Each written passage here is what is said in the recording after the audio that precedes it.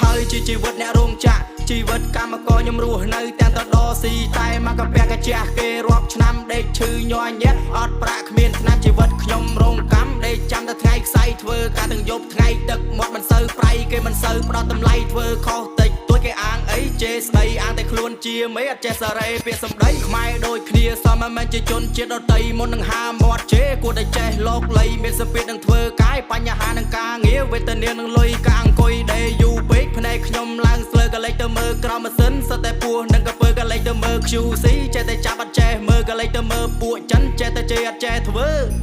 អ្នកដឹងបានដឹងអ្នកមិនដឹងចាំខ្ញុំប្រាប់ម៉ោង3វាត្រៀមខ្លួនម៉ោង4វាត្រៀមចាប់ម៉ោង5វាត្រៀមជេរព្រោះអីវ៉ាន់វាបញ្ញាប់ឈឺមិនហ៊ានឈប់ត្រូវហត់មិនហ៊ានសម្រាកពេលខ្លះមិនចង់ត្រូវបង្ខំចិត្តធ្វើជីវិតកម្មករពោពេញដោយសម្ពាធគៀបសង្កត់ពីថ្នាក់លើជាពិសេសគឺចិនចេះតែជេរ